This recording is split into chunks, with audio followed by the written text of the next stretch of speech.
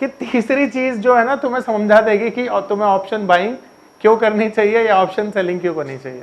जो तुम्हारी winning possibility है ना, जो तुम्हारी विनिंग पॉसिबिलिटी है वो कितनी है यहाँ पे 10%। मैंने बढ़ा दिया है, वैसे मैं 1% लिखता हूँ हर क्लास में, इसमें पता नहीं 10 क्यों लिख रहा हूँ, इसलिए कि अब शायद इतना ऑप्शन मैं तुम्हें सिखा चुका हूँ, अब गलतियां ना करो, इसलिए मैंने बढ़ा के 10 लिख दिया।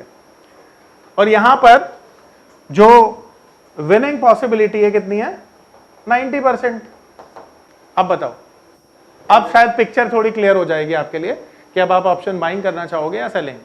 Investment in securities are subject to market risk. Please carry out your due diligence and read all the related documents carefully before investing.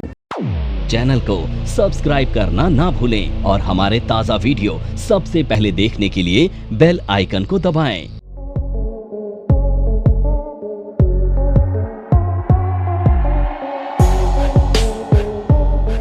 हमने इक्विटी मार्केट में देखा कि इक्विटी मार्केट में हम कैसे ट्रेड करते हैं, हमने देखा हम फ्यूचर मार्केट में कैसे ट्रेड करते हैं, दोनों में देखा ना। इन दोनों में टेक्निकली हम मार्जिन पे करते हैं, ठीक है, इसमें फुल करते हैं, इसमें पार्शियल करते हैं, पर मार्जिन ही तो पे करते हैं। पर अब हम क्या पढ़ रहे हैं, इन दोनों में अगर आप बुलिश हैं तो आप क्या करते हैं, बाय करते हैं ना, और अगर आप बेरिश हैं तो आप क्या करते हैं, दोनों में एक ही जैसा करते हैं ना। तो फ्यूचर और इक्विटी एक जैसा मार्केट में चलता है। पर अब हम किसकी बात कर रहे हैं, अब हम ऑप्शन की बात कर रहे हैं। तो ऑप्शन ना थोड़ा सा अलग होता है इक्विटी से और फ्यूचर से, क्योंकि हमें जब हम ऑप्शन को बाय करते हैं ना, तो पहले तो ऑप्शन में दो अलग अलग कॉन्ट्रैक्ट होते हैं, उसके हिसाब से हम बाय या सेल करते हैं। दूसरा, ऑप्शन में हम पे करते हैं प्रीमियम। अब ये प्रीमियम एक अलग ही चीज हो गई ना मार्जिन से। दूसरा, जब हमारा व्यू बुलिश या बेरिश होता है, दोनों केस में हम बाय करते हैं। अब आप सोचोगे सर इधर तो हम सेल कर रहे थे, मैंने कहा ना ये कॉन्ट्रैक्ट थोड़ा अलग होता है। तो ऑप्शन एकदम अलग होते हैं इक्विटी और फ्यूचर से। अब सवाल है ऑप्शन का यूज किस लिए हम करते हैं। तो ऑप्शन का यूज सबसे पहला तो स्पेक्यूलेशन के लिए करते हैं, क्योंकि बहुत बड़ा पैसा छोटे पैसे से यहां पर बन जाता है। और दूसरा, हेजिंग के लिए भी इसे यूज किया जा सकता है, ठीक है। इन दोनों के लिए इसका यूज करते हैं। अब जैसा मैंने आपको बताया ना कि यहां पर ना आपका जो फंड है वो बहुत छोटा भी हो सकता है, यानी कि आप बहुत छोटे फंड से यहां पे काम कर सकते हैं। स्मॉल फंड के साथ भी ऑप्शंस मार्केट में काम कर सकते हैं। अब इसे समझते हैं कि ऑप्शन मार्केट होता क्या है। अब देखो, ऑप्शन जो है ना ये एक कॉन्ट्रैक्ट है। ऑप्शन एक कॉन्ट्रैक्ट है जो दो चीजों पे अप्लाई होता है और दो तरह का होता है। सबसे पहली तरह का जो ऑप्शन होता है उसे हम कहते हैं अमेरिकन ऑप्शन। अब अमेरिकन ऑप्शन वो ऑप्शन होते हैं जो कभी भी फाइनल सेटलमेंट के लिए अवेलेबल होते हैं। अब म्यूचुअल फंड खरीदते हैं, म्यूचुअल फंड को कब खरीदना है कब बेचना है ये कौन तय करेगा, आपने कोई भी म्यूचुअल फंड आज बेच दिया तो फाइनल सेटलमेंट तो आपका आज ही हो गया ना। तो जो फाइनल सेटलमेंट के लिए अवेलेबल होते हैं उनको हम क्या कहते हैं, अमेरिकन ऑप्शन कहते हैं। और जो ऑप्शन आपकी या मेरी मर्जी से सेटल नहीं होते बल्कि स्टैंडर्ड सेटल किए जाते हैं, उन्हें हम कहते हैं यूरोपियन ऑप्शन। तो यूरोपियन ऑप्शन कौन से होते हैं, जो आपकी या मेरी मर्जी से नहीं बल्कि स्टैंडर्ड तौर पर सेटल किए जाते हैं। अब जैसे मान लेते हैं मई की जो एक्सपायरी थी वो 24 मई की थी ना, तो इसका मतलब क्या है कि अगर मेरे घर में कोई फंक्शन हो और मैं बोलूं एक्सचेंज से कि मेरे लिए 20 मई को सेटल कर दो, तो वो क्या कर देंगे, नहीं करेंगे ना। क्यों नहीं करेंगे, क्योंकि स्टैंडर्ड कॉन्ट्रैक्ट है, वो अपने हिसाब से ही सेटल होगा। अब ऑप्शंस को ना आप दो चीजों पे अप्लाई कर सकते हैं। अभी मैं इक्विटी पढ़ा रहा हूं तो इक्विटी के बारे में ही बताऊंगा। सबसे पहले स्टॉक्स पर आप इसे अप्लाई कर सकते हैं और दूसरा इंडेक्स पर इसे अप्लाई कर सकते हैं। बाकी इसे करेंसी और कमोडिटी पर भी अप्लाई किया जाता है। अब ये तो हो गई बेसिक बात ऑप्शन की। अब ऑप्शन है क्या उसे समझ लेते हैं। अब देखो, ऑप्शन एक कॉन्ट्रैक्ट होता है जो दो लोगों के बीच में ट्रेड किया जाता है। जैसे हर एक कॉन्ट्रैक्ट ट्रेड किया जाता है उसी तरह से ऑप्शन भी ट्रेड किया जाता है। अब किसी भी कॉन्ट्रैक्ट को ट्रेड करने के लिए या एग्जीक्यूट करने के लिए हमें दो लोगों की जरूरत होती है, एक बायर एक सेलर। तो ठीक उसी तरह से ये कॉन्ट्रैक्ट भी दो लोगों के बीच में ट्रेड किया जाता है, एक होता है बायर और दूसरा होता है सेलर। अब अगर कोई भी बायर ना इस कॉन्ट्रैक्ट को बाय करता है तो उसको ना राइट मिल जाता है। क्या मिल जाता है, राइट टू सेल, ठीक है। और अगर कोई भी सेलर इसे सेल करता है तो उसके सर पर ऑब्लिगेशन आ जाती है। ठीक है, अब ये होती क्या है ये समझ लो। जैसा मैंने अभी आपको बताया कि ये ऑप्शन का एक कॉन्ट्रैक्ट है, तो हम ये कॉन्ट्रैक्ट मान लेते हैं आईटीसी पर हमने बनाया है। आईटीसी का एक शेयर है, उसका कॉन्ट्रैक्ट है ये। तो आईटीसी का कॉन्ट्रैक्ट दो लोगों के बीच में एग्जीक्यूट हुआ है, एक बायर एक सेलर। अब ये आईटीसी में दो तरह से काम होगा। देखो, एक जो बायर है हो सकता है ये सोच रहा है कि आईटीसी बुलिश है तो ये बाय कर रहा है, और अगर जो सेलर है। नमस्कार दोस्तों, क्या आप स्टॉक मार्केट में शुरुआत करने का सोच रहे हैं और क्या आपको यह समझ में नहीं आ रहा है कि आपकी शुरुआत कहां से होनी चाहिए? तो मैं आपको एक ऐसा कोर्स सजेस्ट करने जा रहा हूं जो आपकी लाइफ चेंज कर सकता है, और मैं बात कर रहा हूं NIFM का advance level of smart investor course की, जो आपकी लाइफ चेंज कर सकता है। जी हां, आपने सही सुना, NIFM आपके लिए लेके आया है एक ऐसा शानदार कोर्स जो आपको बताएगा कि किस तरह से आप स्टॉक मार्केट में सक्सेसफुली पैसा कमा सकते हैं। और ये कोर्स है advance level of smart investor. Advance level of smart investor course आपको हर छोटी से छोटी और बड़ी से बड़ी मार्केट की बारीकियों के बारे में जानकारी देता है, और ये सभी जानकारियां आपको इस मार्केट में पैसा कमाने में बहुत ज्यादा मददगार साबित होती हैं। तो इस कोर्स को करने के बाद आप मार्केट में सक्सेसफुल ट्रेडर और सक्सेसफुल इन्वेस्टर बन सकते हैं। सेल कब कर रहा है? जब वो सोच रहा है कि ये बेरिश है। पहले तो व्यूज दोनों के अलग अलग होंगे, तभी कॉन्ट्रैक्ट एग्जीक्यूट होगा। करेक्ट है।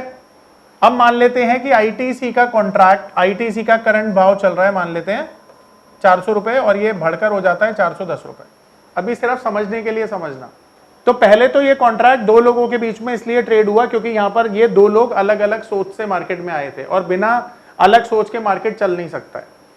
अब यहां पर आईटीसी में जो बायर है उसने इस राइट को बाय कर लिया, आईटीसी के शेयर के राइट को बाय कर लिया, और इसी तरह से ये जो सेलर है इसने किसको सेल कर दिया? आईटीसी के राइट को सेल कर दिया। ठीक है। अब यहां पर दो चीजें हो सकती हैं। पहली चीज कि जब आईटीसी का शेयर 400 से 410 गया तो यहां पर बायर का फायदा हुआ, सेलर का नुकसान हुआ। करेक्ट है। तो ये नुकसान देने की ऑब्लिगेशन किसके सर पे आ गई?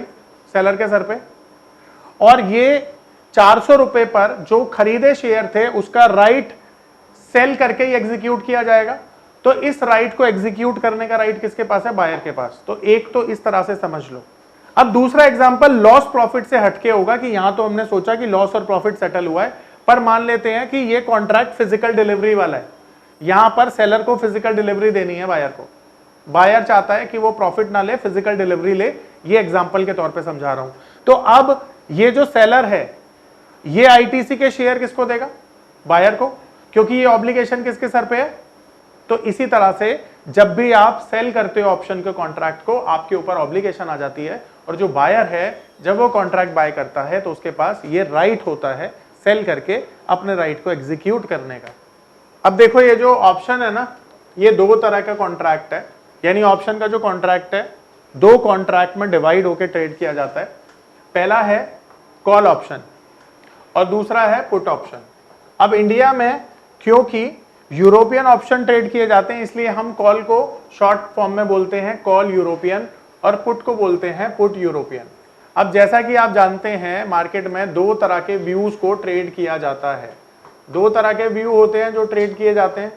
सबसे पहला, मार्केट अगर बुलिश है तो आप बाय करते हो, यानी बुलिश ट्रेड को आप ट्रेड करते हो, और दूसरा बेरिश, जब मार्केट नीचे जाती है तो आप सेल करते हो। ये दो ही ट्रेड मार्केट में एग्जिस्ट करते हैं, और इसी बेसिस पर आप मार्केट में कोई भी अपना काम या पोजीशन बनाते हो। ऐसा ही है।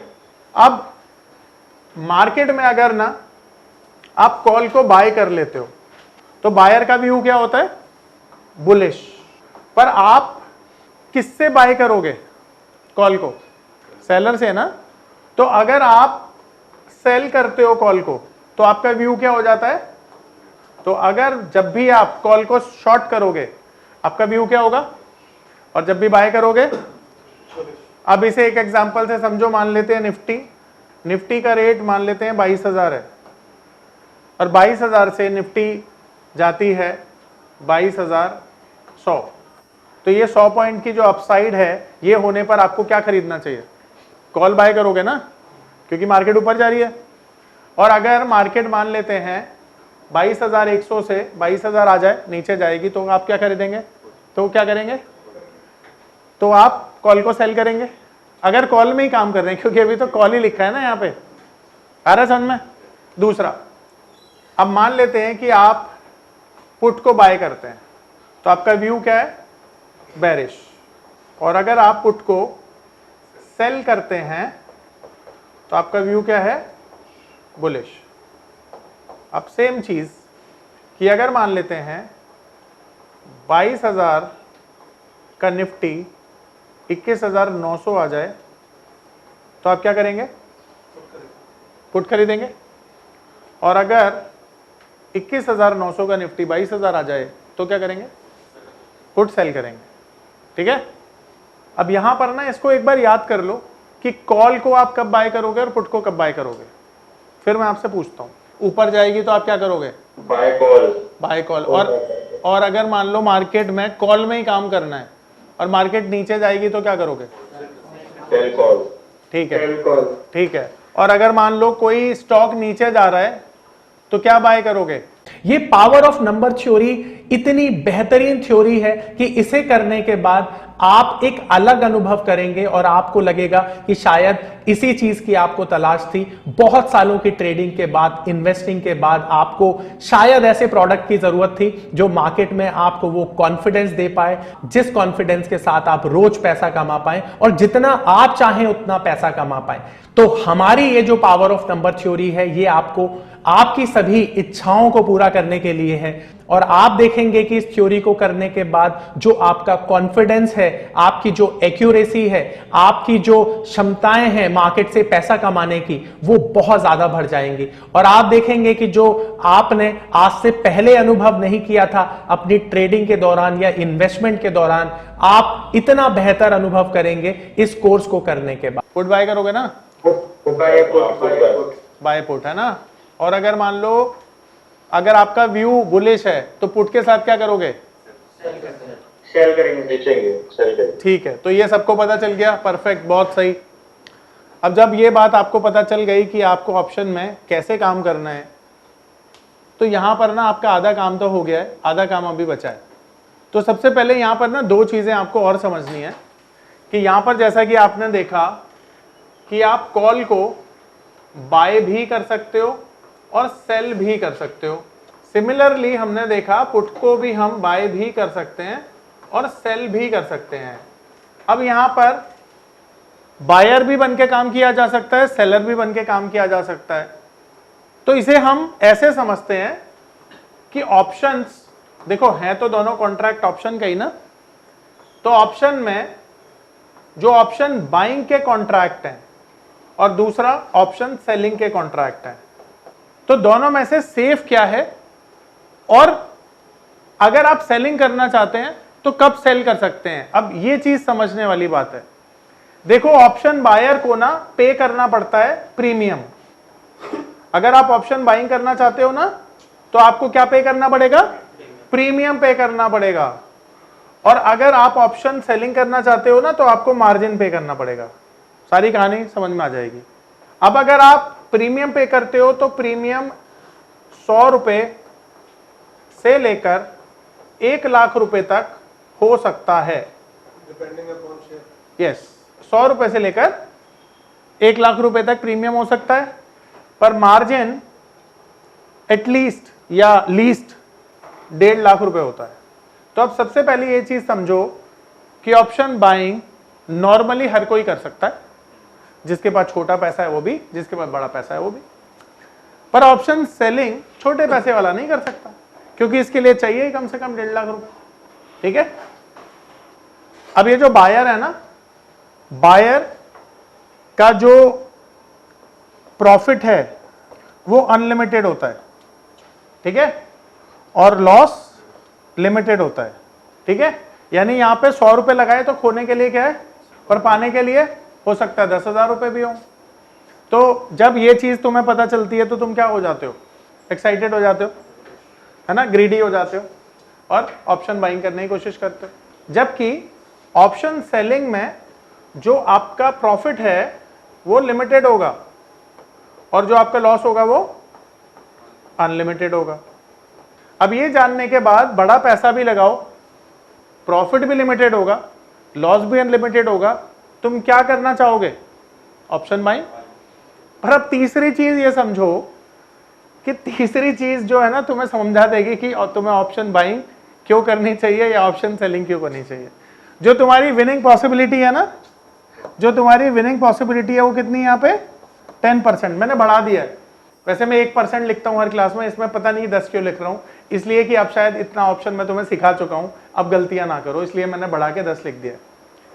और यहां पर जो विनिंग पॉसिबिलिटी है कितनी है? 90%। अब बताओ, अब शायद पिक्चर थोड़ी क्लियर हो जाएगी आपके लिए कि अब आप ऑप्शन बाइंग करना चाहोगे या सेलिंग। देखो मैंने ये तो बिल्कुल नहीं लिखा कि ऑप्शन बाइंग में पैसा नहीं बनता, 10% बना सकते हो, पर ये 10% में 90% से ये बहुत कम है। तो सबसे पहली चीज यहाँ पे अब आप समझ पाओगे कि ऑप्शन बाइंग में पैसा क्यों नहीं बनता है और ऑप्शन सेलिंग में क्यों पैसा बनता है। देखो यार, एक तो बात बड़ी सिंपल सी है कि अगर तुम्हारे पास बड़ा पैसा है तो बड़े पैसे से ही बड़ा पैसा बनता है, ठीक है, पर बड़ा पैसा हमेशा बड़े पैसे के लिए काम नहीं करता, सेफ्टी के लिए काम करता है। तो सेफ्टी कहां पर ज्यादा है? ऑप्शन सेलिंग में। पर क्योंकि यहां पर अनलिमिटेड लॉस होता है और ये तुम्हें पढ़ाया सिखाया जाता है तो तुम डीमोरल हो जाते हो ऑप्शन सेलिंग करने के लिए, और तुम ऑप्शन बाइंग में यूट्यूब चैनल पे या बहुत सारी चीज़ों को देखकर तुम्हें ऐसा लगता है कि सब लोग कमा रहे हैं, हम भी कमा सकते हैं, तो तुम क्या करते हो? ऑप्शन बाइंग की तरफ मोल्ड हो जाते हो, अपने आप को मोल्ड कर लेते हो। यहाँ पे समझ में आ रहा है सर? जी, आपके लिए ऑप्शन सेलिंग थोड़ा ज्यादा सेफ है बाइंग से कंपेरिजन में। अगर मान लीजिए कोई मार्केट ये बुलिश हो रहा है और मैंने पुट को सेलिंग कर दिया तो मेरा लॉस ही होगा ना सर? तो सबसे पहली चीज ये है कि जब भी आप बाय करेंगे या सेल करेंगे बहुत श्योरिटी के साथ करेंगे। ओके। और वो जब तक बहुत श्योरिटी नहीं होगी आपको ऑप्शन में काम ही नहीं करना है। लेकिन चलो मैंने श्योरिटी के साथ ही लिया था, लेकिन मार्केट मैंने सोचा कि मार्केट ऊपर जाएगा अपसाइड, और मैंने ये कॉल को सेल कर दिया और मार्केट गिर गया, तो पैसा बन जाएगा आपका। अगर कॉल आप सेल कर रहे हैं और मार्केट नीचे जा रहा है तो आपको पैसा मिलेगा, प्रॉफिट होगा आपका। थोड़ा मुझे सर एक्चुअली चीज बताओ क्या, मुझे बाइंग और सेलिंग में तो लॉस और प्रॉफिट सिमिलर लग रहा है। चलो ओके, वो सी है कि मार्जिन उसमें ज्यादा है और हम उसको प्रीमियम को बेच रहे हैं और हम बाइंग का प्रीमियम हम बाई कर रहे हैं, तो जो एडवांटेज तो सेलिंग को ही रहेगा। इसको पढ़िए ना, ये समझ में आएगा सर। आप ये जो पॉइंट्स मैंने लिखे हैं ना यहाँ पर, इनको आप समझेंगे तो आप सारी चीजें समझ जाएंगे। जो बायर है, बायर का प्रॉफिट अनलिमिटेड है, इसलिए वो बाइंग करना चाहता है ज्यादा पैसा कमाने के लिए, और वो छोटी सी रकम से किया जा सकता है, इसलिए वो ये उसे टेम्पटेशन भी देता है। अब खोने के लिए सिर्फ इसके पास वो उतना ही पैसा है जितना पैसा इसने लगाया था। ये सोचता है मैं 1000 रुपए 2000 रुपए लगा के गरीब तो हो नहीं जाऊंगा, पर अगर अमीर होना होगा तो करोड़पति जरूर बन जाऊंगा। तो इसको ये सारी चीजें क्या करती है? मोटिवेट करती हैं। पर ये भूल जाता है कि इसकी जो पॉसिबिलिटी है विनिंग की वो 10% है केवल। यही वो गलती कर रहा है, रोज ऑप्शन करके या ऑप्शन को अच्छे से ना सीख कर या गलत चीजें सेलेक्ट करके वो ऑप्शन कर रहा है, जिसकी वजह से उसका जो प्रॉफिट है वो नहीं हो पा रहा है। अब इसी चीज का फायदा कौन उठा रहा है? इसी चीज का फायदा उठा रहा है सेलर, क्योंकि सेलर जानता है कि उसे ज्यादा पैसा लगाना है सेल करने के लिए, जो कि मिनिमम 1.5 लाख रुपए होगा, और उसकी जो विनिंग पॉसिबिलिटी है वो ज्यादा है, और उसे ज्यादा पैसा लगा के चाहिए भी ज्यादा नहीं, वो 1-2% से भी खुश है। तो इसलिए वो क्या कर रहा है? वो ऑप्शन सेलिंग कर रहा है, क्योंकि उसके पास एक बड़ा पैसा है। वो बड़े पैसे से जब सारे कॉन्ट्रैक्ट को के प्रीमियम जो है वो खाने के लिए काम करेगा, तब भी वो 2-3% पैसा कमा लेगा, और 2-3% महीने में बहुत बड़ी रकम होती है अगर बड़े पैसे के साथ किया जाए। आप समझ पा रहे हो? इसीलिए बायर बाय कर रहा है और सेलर सेल कर रहा है। उनकी जो साइकोलॉजी है वो ये है, ये समझो। आप बताओ कोई चीज समझ में नहीं आई तो ऑप्शंस में जो अभी का जो चार्ट दिखा है सेलिंग, ये सेलिंग कौन कर रहा है? एकदम लेमैन क्वेश्चन पूछ रही, सॉरी। देखो मैंने अभी तो लिखा है यहाँ पर सेलिंग कौन कर रहा है और बाइंग कौन कर रहा है। आप इसे एक बार पढ़ोगे ना ज्यादा अच्छे से समझ में आएगा। पहले ऐसे समझने की कोशिश करते हैं हम बाइंग कौन कर रहा है, तो मैंने 3 रीजन दिए। उसे 3 बार मैंने पढ़ाया, समझाया, एक्सप्लेन किया, अब एक बार आप खुद पढ़ो। सेलर कौन है, उसकी साइकोलॉजी क्या है, ये समझने की कोशिश करो। सबको क्लियर हो जाएगा कि बायर क्यों बाय करना चाहता है, सेलर क्यों सेल करना चाहता है।